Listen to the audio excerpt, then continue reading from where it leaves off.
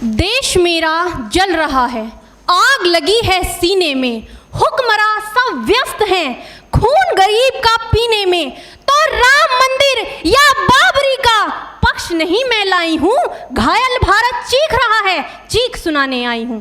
परम आदरणीय सभापति महोदय, मंचासीन निर्णायक मंडल समिति एवं उपस्थित मेरे प्यारे साथियों, मैं आरक्षी खुशबू चौहान केंद्रीय रिजर्व पुलिस बल आज सदन की राय से असहमत होते हुए वक्ता विपक्ष में अपने विचार प्रस्तुत करूंगी।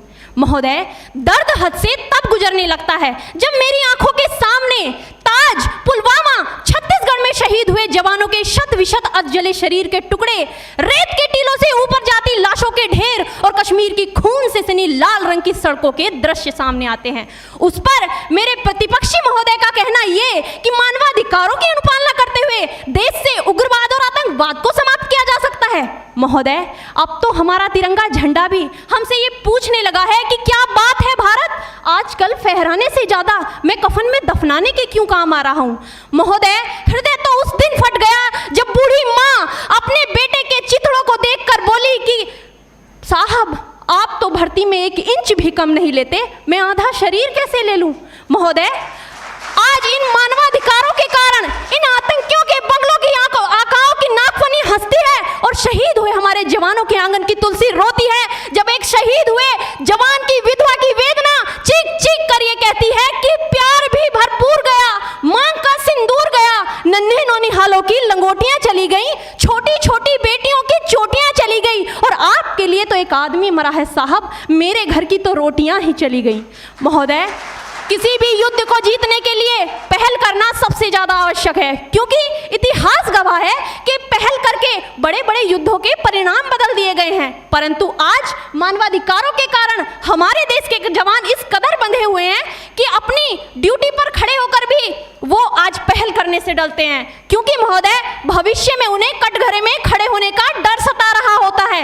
वो ये जानते हैं कि चाहे एक उग्रवादी की राइफल से निकलने वाली गोली को ये तय करना पड़े या ना पड़े कि वो किसे लगेगी, लेकिन हमारी राइफल से निकलने वाली हर गोली को ये निर्णय लेना पड़ता है कि चाहे वो किसी निर्दोष को लगे, दोषी को लगे या ना लगे, परंतु किसी निर्दोष को नहीं लगनी चाहिए। यदि ऐसा हुआ तो ना तो ये समाज हमें छोड़ेगा, ना ही तिल का ताड़ बनाने वाली ये मीडिया हमें छोड़ेगी। और महोदय, मानवाधिकार के तले किसी जवान को दबाकर युद्ध के मैदान में छोड़ देना कोई वीरता नहीं, एक आत्महत्या है।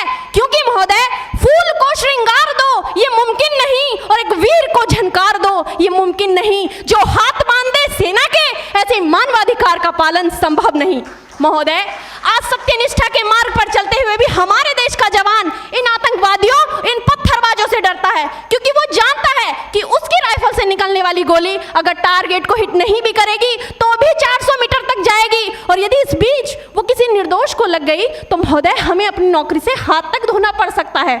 और महोदय, अपनी नौकरी को बचाने की खातिर एक जवान आज ये सोचता है कि चाहे सांप मरे या ना मरे, परंतु लाठी नहीं टूटनी चाहिए, क्योंकि आज हमारे देश के हालात कुछ ऐसे हो गए हैं कि चिरागों को हवाओं में उछाला जा रहा है, हवाओं पर भी रोब डाला जा रहा है। अरे हम ही तो बुनियाद है आंतरिक सुरक्षा की, और आज हमें ही नौकरी से निकाला जा रहा है। महोदय, जब पुलवामा में 44 जवान शहीद हुए, छत्तीसगढ़ में 76 जवान शहीद हुए, तो कोई भी मानवाधिकार की दुहाई देने वाला हमारे पक्ष में आकर खड़ा नहीं हुआ। परंतु जब जेएनयू विश्वविद्यालय में एक देशद्रोही के द्वारा भारत तेरे टुकड़े होंगे, अफजल हम शर्मिंदा हैं जैसे देशद्रोही नारे लगते हैं, तो सारे मानवाधिकार के ज्ञाता आकर उसके पक्ष में खड़े हो जाते हैं। तभी तो क्या कहा था उस देशद्रोही ने कि तुम एक अफजल को मारोगे, हर घर से अफजल निकलेगा। तो मैं भारत की बेटी अपनी भारतीय सेना की तरफ से आज ये ऐलान करती हूँ कि उस घर में घुसकर मारेंगे जिस घर से अफजल निकलेगा, वो कोख नहीं पलने देंगे जिस कोख से अफजल निकलेगा। उठो देश के वीर जवानों, तुम सिंह बनकर दहाड़ दो और एक तिरंगा झंडा उस कन्हैया के सीने में गाड़ दो। महोदय, अंत में अपनी वाणी को विराम की ओर ले जाते हुए मैं सिर्फ इतना ही कहना चाहूंगी कि मुझे अफसोस है अपने देश की न्यायिक प्रक्रिया पर, जहां आज भी रात के 12 बजे अजमल कसाब जैसे आतंकी के लिए सर्वोच्च न्यायालय के दरवाजे खोल दिए जाते हैं। ऐसे देश से मानवाधिकारों की अनुपालना करते हुए आतंकवाद और उग्रवाद से कभी नहीं निपटा जा सकता। मानवाधिकार के नाम की दुहाइयां देने वालों, सीमा पर लड़ा नहीं जाता चरखों से शोलों के आगे, रामायण पढ़ी नहीं जाती सीमा पर गोलों के आगे। धरती के घोर कुहासे को एक सूरज ही हर सकता है, क्योंकि एटम बम से रक्षा केवल एटम बम ही कर सकता है। जय हिंद, जय भारत।